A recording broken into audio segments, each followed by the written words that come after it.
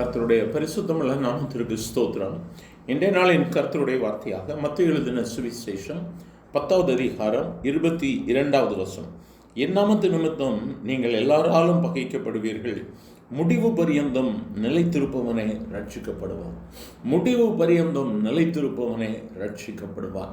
எனக்கு அருமையான கர்த்தருடைய பிள்ளைகளை, இன்றைய நாளின் கர்த்தர் நமக்கு கொடுக்கிற வார்த்தை முடிவு பரியந்தம் அவரிலே நிலைத்திருக்க வேண்டும்.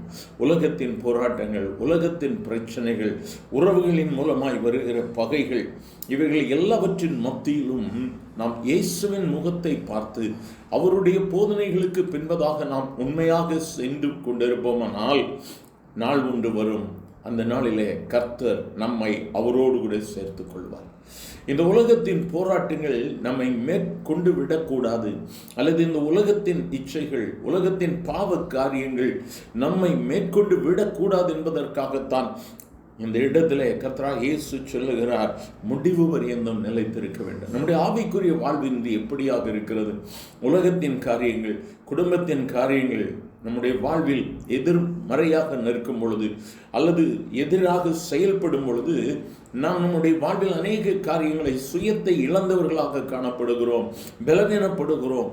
அடுத்த பகுதி எப்படி இருக்கும் என்பது தெரியாதபடிக்கு சுயத்திற்கு நம்மை ஒப்புக் கொடுப்போமானால் நம் ஆண்டவருடைய பாதையை விட்டு விலகுகிறவர்களாக காணப்படுவோம். ஆகவே இந்த நாளிலும் நாம் மீண்டுமாக கர்த்தரோடு, ஆண்டவரே, என்ன வந்தாலும் எது வந்தாலும் என் நேசரை விட்டு நான் பின்வாங்க மாட்டேன். என் அன்பு ஆண்டவர் எனக்காக வைத்திருக்கிற அடிச்சுவடுகளை நான் பின்பற்றுவேன் என்று சொல்லி ஒரு விசை கூட ஒரு புதிய உடன்படிக்கையோடு நாம் அவரை பின்பற்றுவோமானால் இந்த நாளிலே கர்த்தர் ஒரு மேன்மை நமக்கு கொடுக்க ஆயத்தமாக இருக்கிறார். பகைகள், நம்மை பகைக்கிறவர்கள் எழும்பலாம், நமக்கு விரோதமான கிரியைகள் எழும்பலாம்.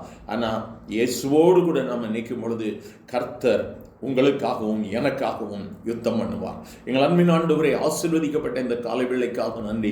முடிவு பரியந்தம் உங்களை நாங்கள் நிலைத்து நிற்க கர்த்தர் உதவி செய்யும். இந்த வார்த்தைகளை கேட்கிற உம்முடைய பிள்ளைகள் ஒவ்வொருவரும் பலவிதமான உலக நெருக்கங்களிலே, பலவிதமான காரியங்களில் ஆண்டவரை ஈடுபட்டிருந்தாலும் கர்த்தர் இந்த நாளில் அவர்களை தொடுவீராக. விடுதலை கொடும் ஆண்டவரே, உண்மையிலேயே நிலைத்து நின்று கர்த்தருடைய வருகைகளை நாங்கள் உம்மை எதிர்கொள்ள கர்த்தர் உதவி செய்யும். ஆசீர்வதியும். இயேசுவின் நாமத்தில் பிதாவே, ஆமென். ஆமென்.